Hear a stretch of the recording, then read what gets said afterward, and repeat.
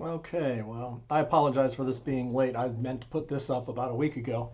I had said a couple of weeks ago that I wanted to address the subject of what's known as theodicy, but basically it's why do bad things happen in this world and why does God let bad things happen in this world? This began with a couple comments and a phone call I received shortly after everything that started happening in Israel, first with the Hamas invasion and then the bombings and the war afterwards. And so like I said, I'll spend a little bit of time today discussing what the issues are and kind of just help you guys think through. Again, I think the better thing that I've tried to do with these videos, First Things at First Pres, is get you to kind of give you ideas to let your mind kind of explore these kinds of things because, I guess we live in a culture where we want everything kind of given to us and we don't want to work for it. And so what I'd like to do is just help you guys work for it, is to kind of give you the kind of general ideas, the concept. What is the history of the church been? And I think that's kind of the instructive thing, not just the history of the church, but like human history. It's an interesting change in perspective over the last 100 years. And that is that we have managed to create a society where, at least to date, for the last, if you've been born, if you're alive and listening to this now, you expect to live between 70 and 90 years of age. You expect to have a certain standard of living that's comfortable, certainly way in excess of the rest of the world. Um, when you're if you're a man, when your wife went in to give birth, or if you're a woman and you went in to give birth, you were certainly expecting to come home. But when we look at the history of the world, right, we know, I mean, how many people died of diseases. We're talking about things that we haven't heard of in a long time, things like dysentery, even the flus. Occasionally we'll hear of someone dying of the flu. COVID scares a lot of folks because it is capable of killing the vulnerable. Again, we've heard this.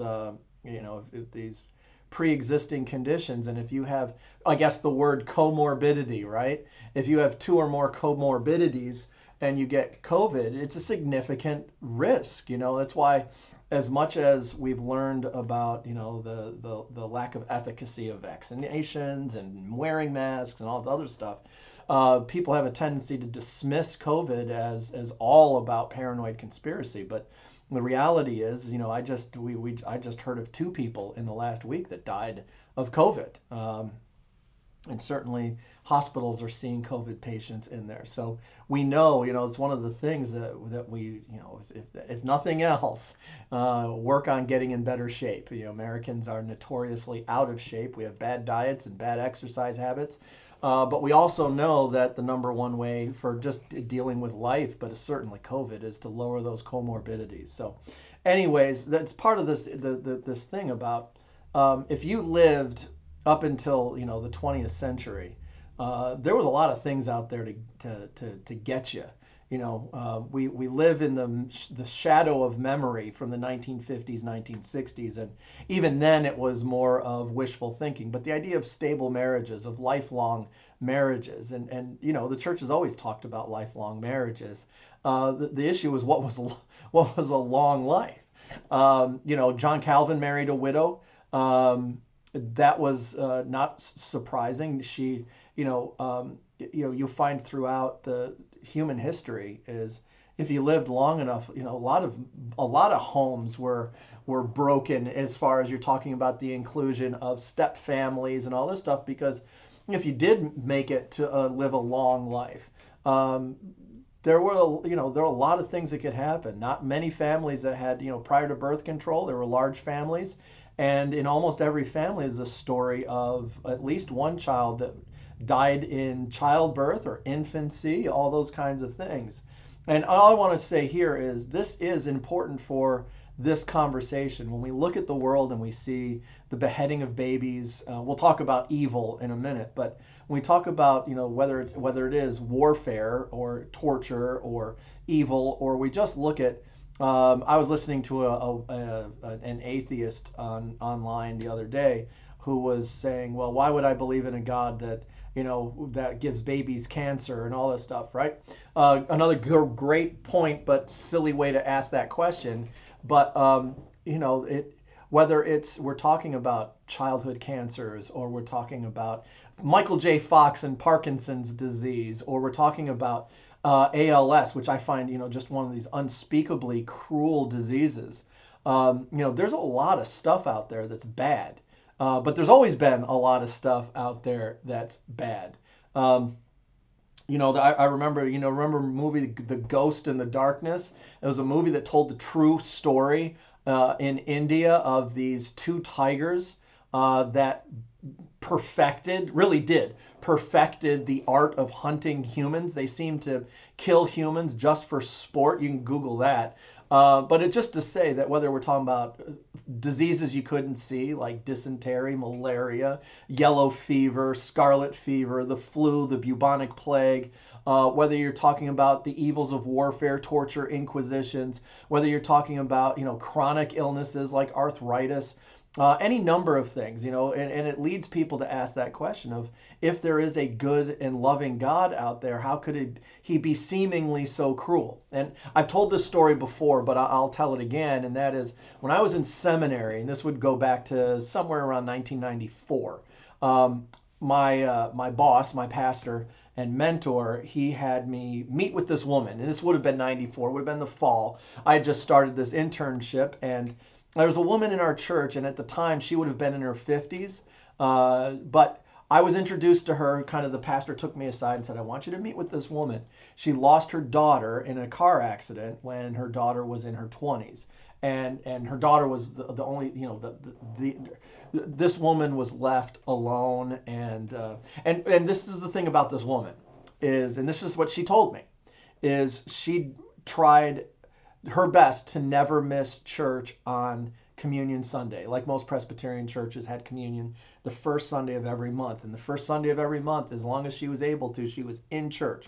And the reason for that is, as the plate came across, and of course the Presbyterian did cafeteria style, the plate came along, the cups came along, and she made a big point of, not a dramatic point, it wasn't like the whole congregation was aware of what she was doing, but it was between her and God, and the plate would come and she would pass it on and not take anything, and the cups would come and she would pass it on and not take anything. Her refusal to take communion, she would do this just to show God that she was angry at God for allowing her daughter to die.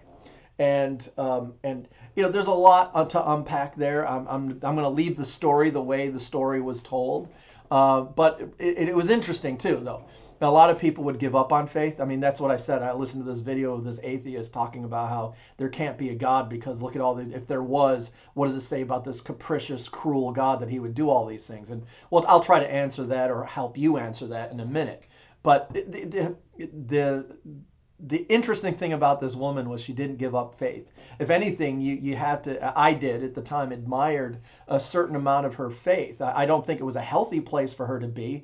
And if I had been her pastor, and I was an intern, but if I had been her pastor, I certainly would have liked to have encouraged her to experience God's grace and mercy and healing in this. But it was important to understand, we did that there's a tendency to kind of mitigate the way she was feeling. Oh, you can't feel that way. Oh, what about, you don't want to make God mad. Well, you know what? There's something to be said about this woman's honesty and her faith. She didn't walk away from faith. She didn't say, my daughter died, God let this happen, and I'm going to walk away from church, or there can't be a God because this happened. No, quite the opposite. She knew there was a God. She believed in this God, and she was hurt and she was angry. And this was her opportunity to let him know. Again, I don't encourage that kind of and again, I'm not saying that there's anything she did wrong. I think there's a lot of honesty in what she did, but there ought to have been that healing process that would have invited her to experience God's love in the, and that's what we see, what I see with other folks is they'll experience horrific loss. And rather than seeing God at fault for that, they'll draw near to God because again, the idea of this was going to happen in this world, and we'll get to that in a minute. And at least with God, there's hope in life. It's like Paul said, we grieve, but we don't grieve as those without hope. And that's kind of the key to life, I think, is, I mentioned this Sunday in the sermon, is on October 22nd, is hope.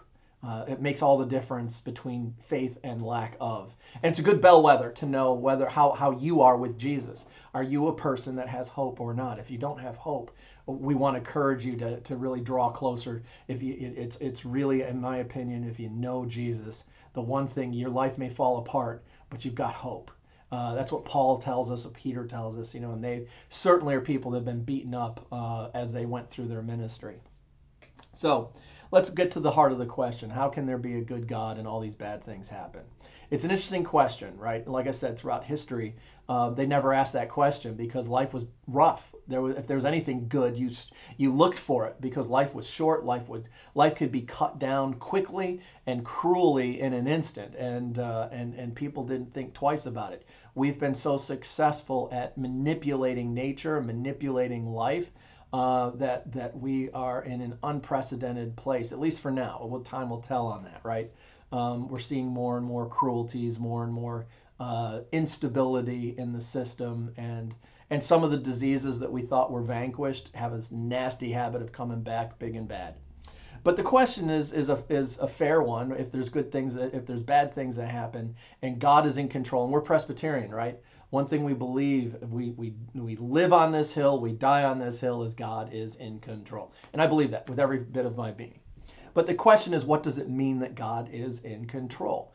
We ask the question, and here's, I guess, where I would want you to start exploring the question is, why are we so quick to blame God when bad things happen in this world? But we so much want God to hide himself when we're engaged in fun but illicit things, right? We don't want God around, no one at a frat party wants God around hanging out, right? I mean, and I'm meaning this and not trying to be silly with this, but no one's asking the question of where is God when we're having fun? And the kind of fun that you need to confess in the morning, whether it's premarital sex or overindulgence of drugs and alcohol, or is there any number of ways. You know better than me what you like to do, but is not Christian. It's or on the line. But we never want God around, and we're never blaming God for the fun that we're having. And that's kind of the issue here is the sin in the garden. And I would invite you to go back to the October 22nd sermon, where I am talking about the entrance of sin into the world.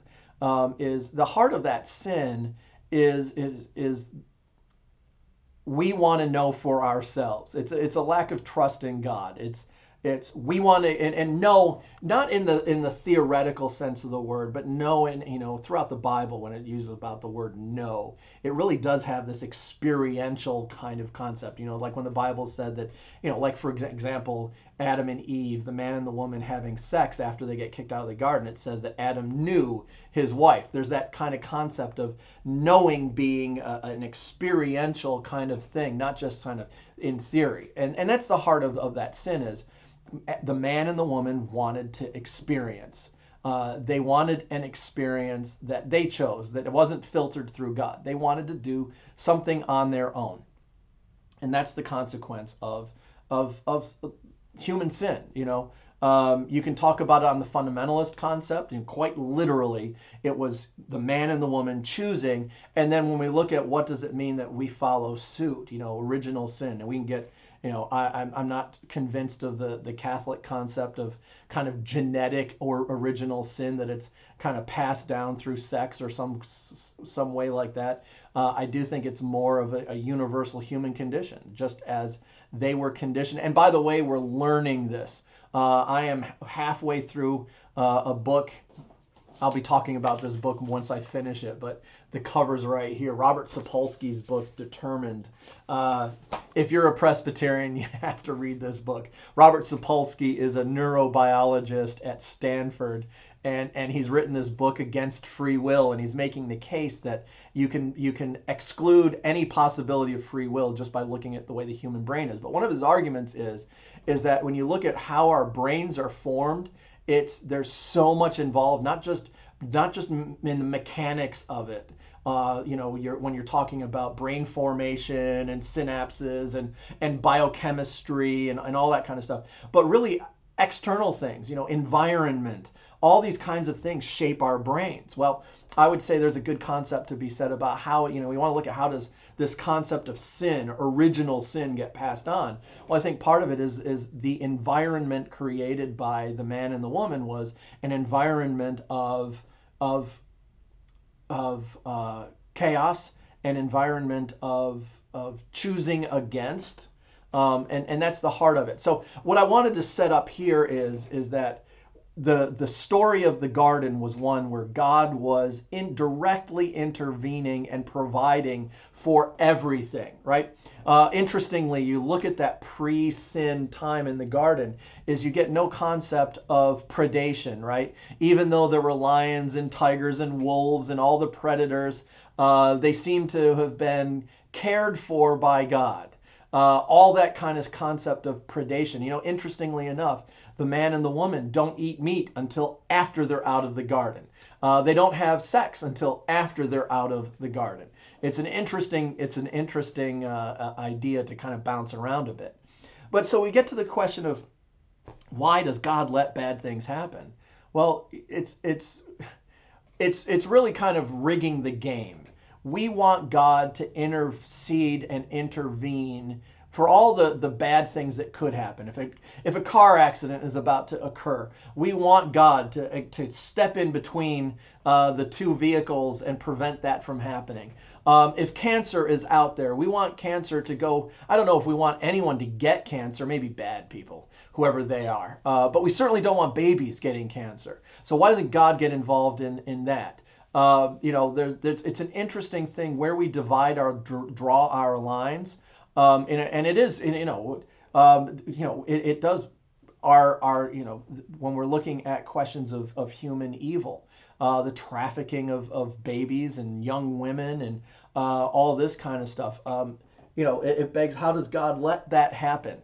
Well, I guess the question also has to be answered, though. If we're going to ask the question about why does God let bad things happen, why does God let good things happen? I'm using good kind of in quotation marks, right? Because, again, if you've gone to Sunday school class, you know the bad answers. No sex before marriage, no drinking too much, none of this other stuff. But it happens. And it happens to Christians in as many numbers as, according to the polls, it happens to believers as much as unbelievers. We behave the same way. That's not good, but we do. And so the question becomes, where is, you didn't ask for God to intervene when you were having fun, no one wants, when someone's at a rock concert and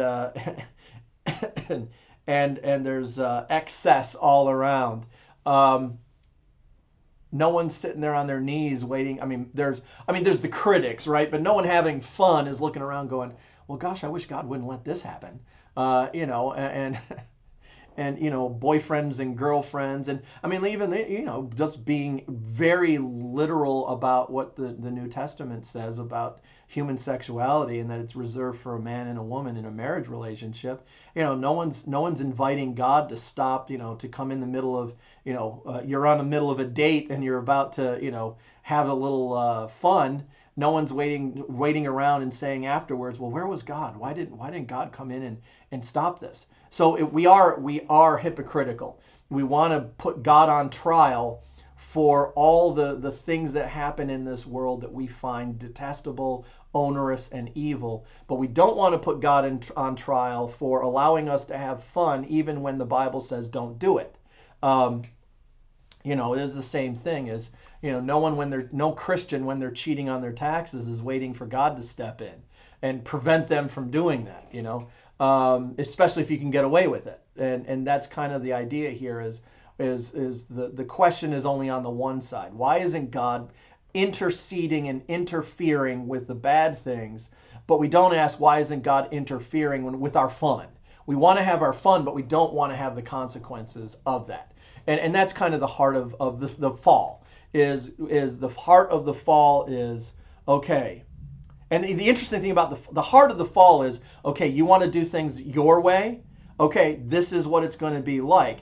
But this is why I say the story is so meaningful, is even though God should have completely abandoned us to our desires, he does. This is where he does keep his finger on the scale. You know, John Calvin addresses this in his Institutes a lot, which is the idea of restraint. You know, the question is, you know, John Calvin believes that God elects. He chooses who's going to believe in him. The debate is whether God chooses who's going to go to hell. But the point here is that the question is, well, if God only chooses a few to be the elect, what value is the church in culture?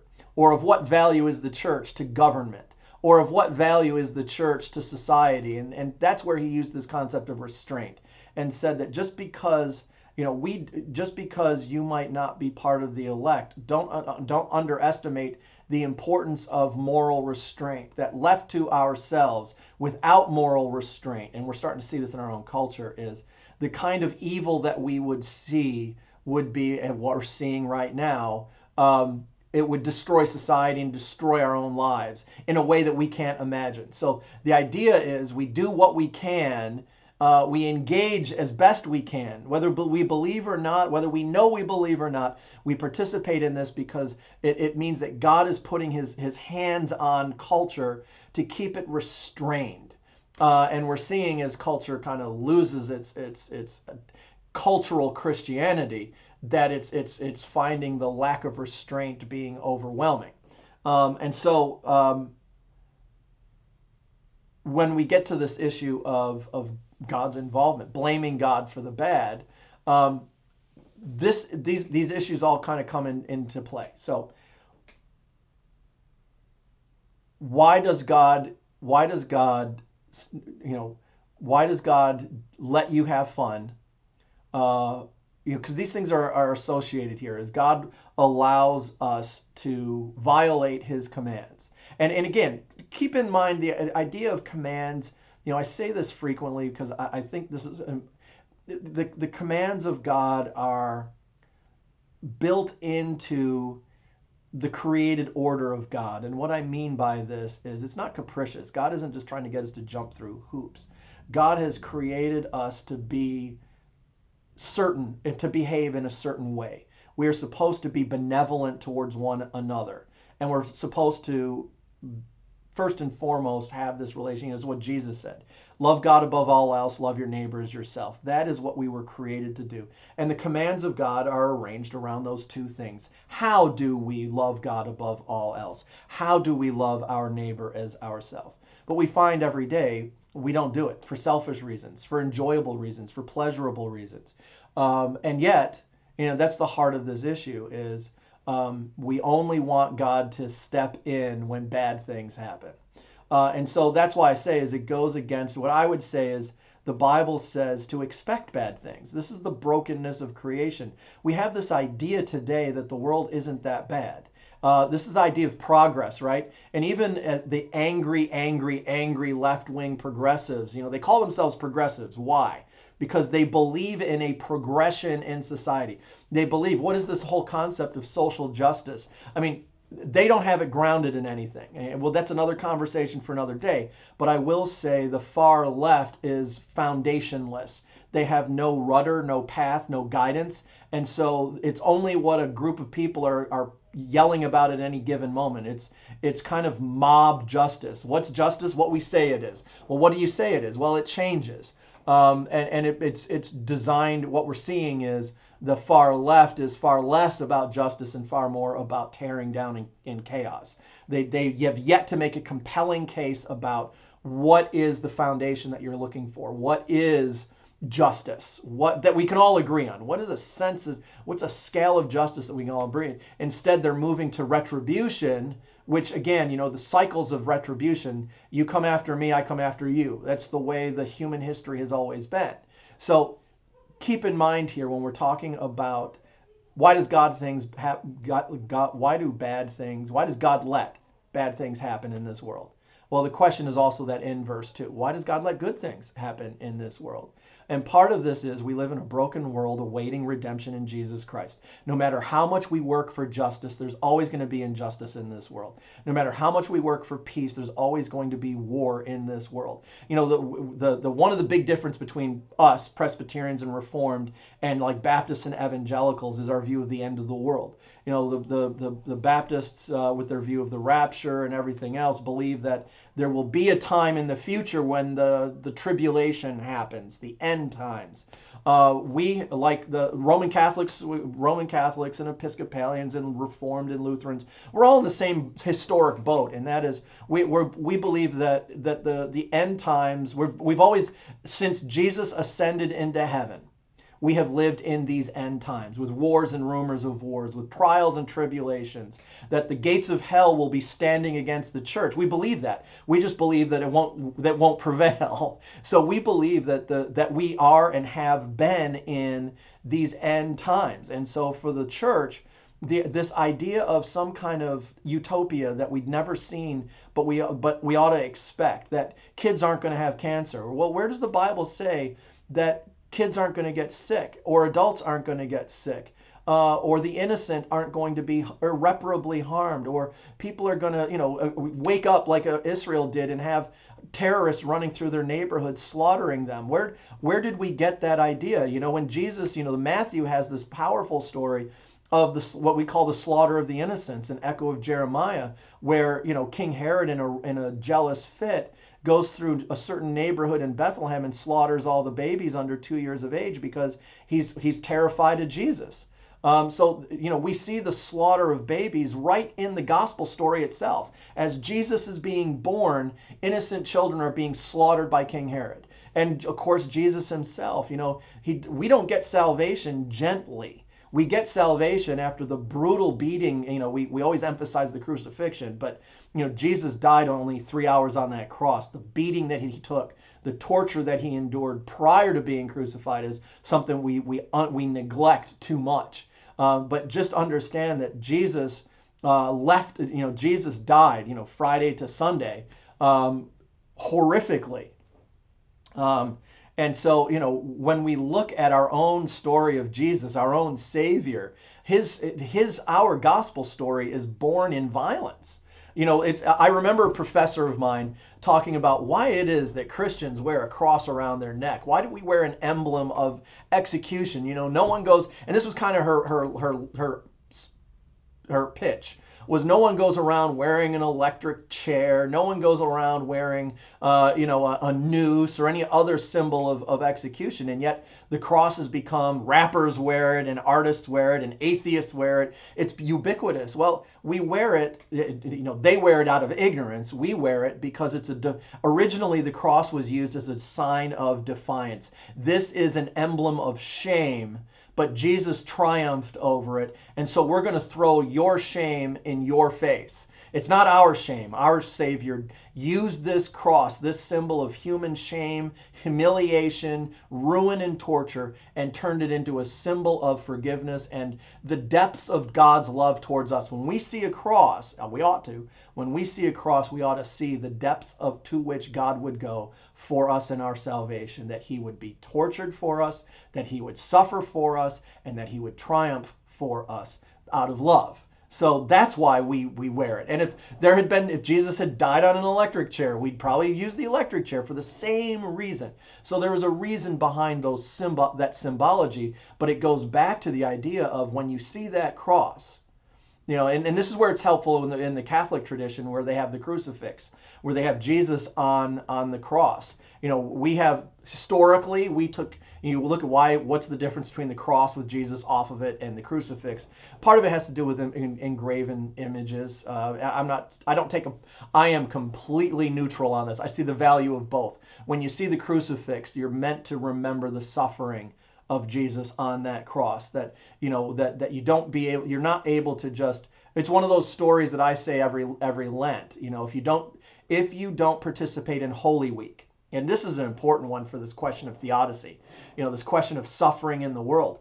right? If you go to church on Palm Sunday, and then you go to church on Easter Sunday, what do you get? You get two joyous worship services. You get little kids parading around the church, waving palms, Hosanna, Hosanna, blessed is he who comes in the name of the Lord. And then Sunday morning, he is risen indeed. What do you lose? You lose the Last Supper, the arrest, the betrayal, the Judas kiss. You lose Peter's denial 3 times and his utter humiliation and shame as he walks away. Jesus being slapped and beaten and bruised and mocked by the Romans and sentenced to execution. You miss a whole lot. You miss all that torture and suffering. And I think that's the problem with this question is why do we ask the question about how God lets suffering in this world? What I can tell you is what we see in God is that in Jesus Christ, Jesus suffered as much as anyone could suffer, an innocent, right? Innocently suffered. Isaiah tells us it was by Jesus' wounds that we were healed. So we serve a God who, and it's important to understand here, when Jesus suffered, he didn't volunteer. What's his prayer in the Garden of Gethsemane? Not my will, but your will be done. Jesus he prayed that God would take the cup of suffering from him. So that's important. Jesus didn't wake up and go, okay, how can I get beat up and tortured and killed today? He was terrified of that. We're told in the Bible, right? When he's praying, he's got beads of blood that appear like sweat coming down. And there have been, I've read, some of there's a story out there that apparently under extraordinary amount of stress, the capillaries in your forehead can burst and it appears like sweat. That you get beads of blood coming out of your forehead. That's what I've been explained. It's explained it to me. But that tells us that God is not someone that was a masochist. Jesus did not invite suffering, and yet he accepted suffering, right? So, to kind of bring this all home is, I understand, when we hear of what Hamas has done in Israel. And there is a difference, by the way. Hamas is, when people try to make this moral comparison between Israel's attack and by the way, I'm not defending any government using weapons of war, but Israel is a government. You can no more fault them for bombing Gaza than you can fault the United States for bombing Baghdad. You can fault Ukraine for bombing Moscow. Anytime you're dealing with an aggressor and a military response to that, nations do things that are unchristian. It's why we have this whole idea of just war, another concept for another day. But the church has thought about, is there any a time where war is justified? And historically speaking, this church has laid down criteria by which it says a government can engage. These weren't Jesus' questions. Jesus never sat down and said, when can the Romans engage in a proper combat? But we have had to ask those questions. And I do think we can be biblically informed in those things. But I do think it's important to say, I'm never in support of war. But I will also say you can't single out Israel no more than you can single out, when you look at, I'll leave you to Google how many innocents were killed in Afghanistan and in Iraq over the last 20 years since we've been engaged in that. A lot of bad people died, but a lot of innocent people died. If you remember the withdrawal of Afghanistan, we did a surgical strike on a car which had 12 people in it, but all of them were innocents. They were wrongly targeted and a mistake of war. And it happens. Happens in every war. But what happened with Hamas coming into Israel is where we're finding out more and more every day. They specifically looked for women, children, babies, and did horrific, unspeakable things. And why does God allow it? Well, it's the same thing that we asked. The story of the scripture is we wanted a world where we thought we had the illusion of control, where we did not have God determining for us what was good and what wasn't good, and we just blindly did it. And that was the world of the garden. God said, this is what you eat, and the man and the woman said, great. This is what I want you to do, and the man and the woman said, great, this is great. And it was the serpent's temptation that said, well, Wouldn't you like to make a decision for yourself? Wouldn't you like to decide whether you want to make this decision or that decision? How do you know what's good? And that's what that's what the symbology and the reality of the fall was a decision made of saying, you know what? Maybe God ought to trust us enough to make the decision for ourselves. And that led to a cascade effect. And so the reality is a broken, fallen world has disease in it. So do children get cancer? Yeah. Does God sit there in eternity and go, yeah, I want little boys and little girls to have cancer and suffer cruelly, and I want their parents to suffer cruelly? No, I don't believe that at all. Do I? But is in a fallen, broken world, is there cancer? Is there predation? Is there brokenness? I mean, we look at brokenness purely in these abstract concepts, but the Bible, especially the Hebrew Bible, is really blunt in its language and the effect of sin. Paul even says, right, that all of creation is groaning, waiting for the redemption in Jesus Christ. So every aspect of the created order, like I said at the beginning, and we see the animals in the garden coexisting. So it's a good question. Did the lions and tigers have sharp claws and big fangs when they were in the garden because they weren't pouncing on Bambi? I don't know. It's an interesting question. But was certainly that primordial story, that pre-fall story doesn't have predation in it, but it sure does afterwards. And so you see, what do viruses do? Viruses prey on healthy cells. Bacteria prey on healthy cells. So we have this world, and then we have natural disasters. Does God sit there and go, you know what, I'm bored, we need to create hurricanes? No. We find out that hurricanes, by and large, are, we can't predict when a specific one's going to happen, but we know when hurricane season is in Florida. Usually, what is it, July, August through November?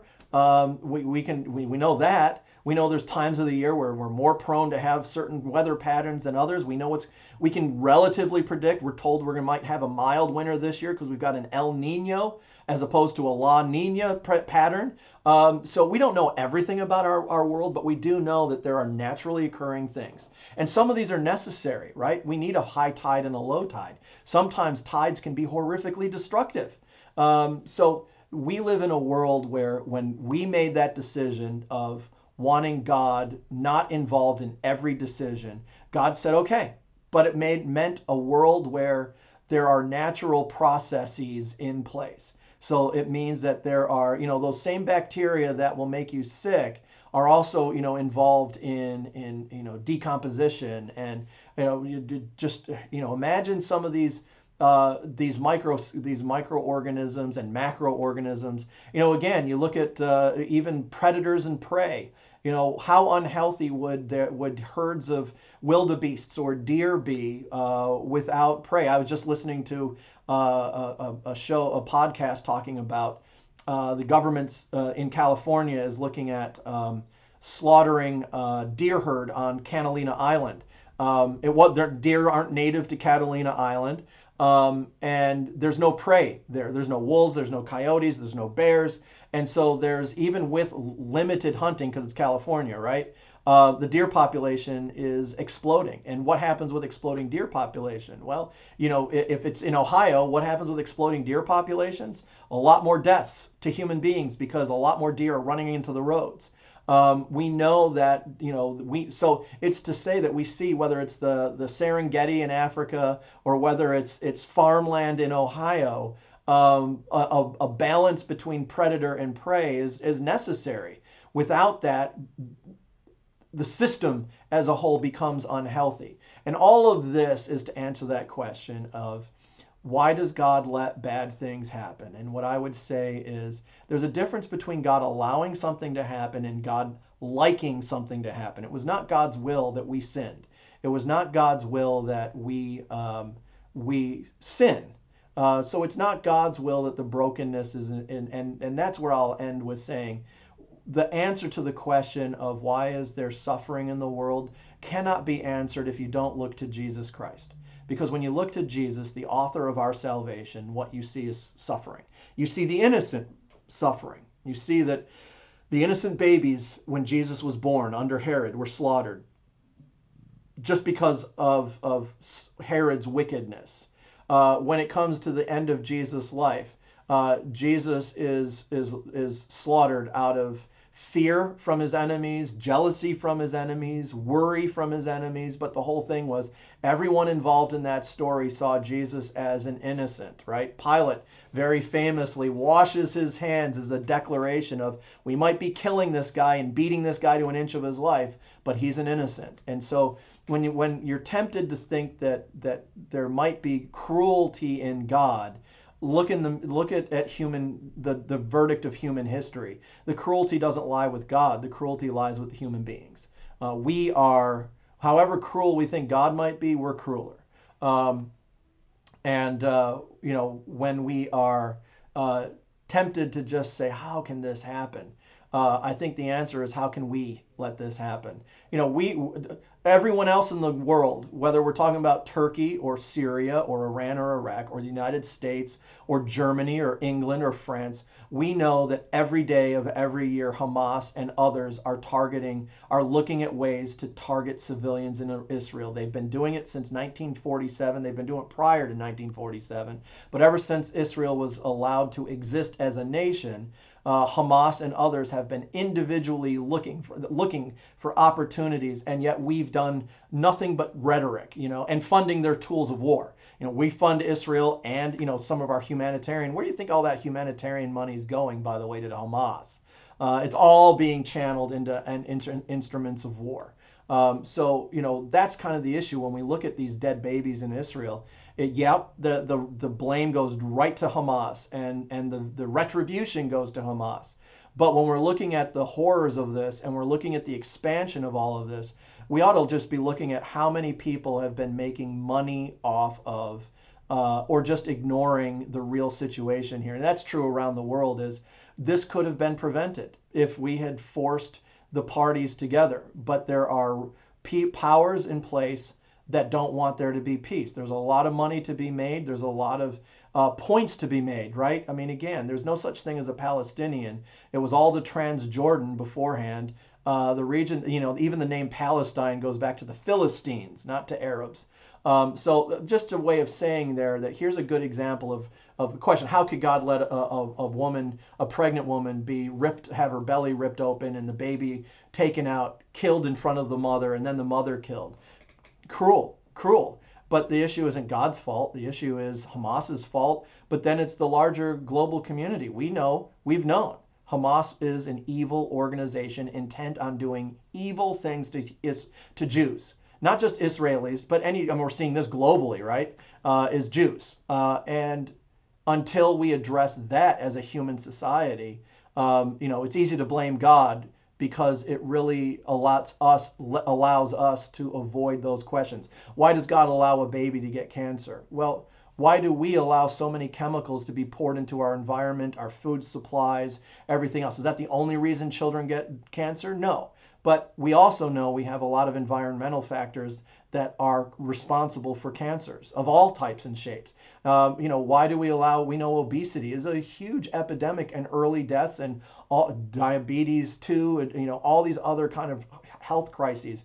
So why do we continue to allow all these high fructose corn sugars and all this super high levels of sodium and all these other things to be added into our food supply? Good question, right? Easy to say, God, why do you let all this happen? Harder to answer those questions about why do we allow, for example, Ukraine to get hundreds and hundreds and hundreds of billions of dollars to blow up Russians, and let the Chinese and the Iranians spend billions and billions of dollars having the Chinese blow up Ukraine, the Russians blow up Ukrainians, when they both are dependent on outside.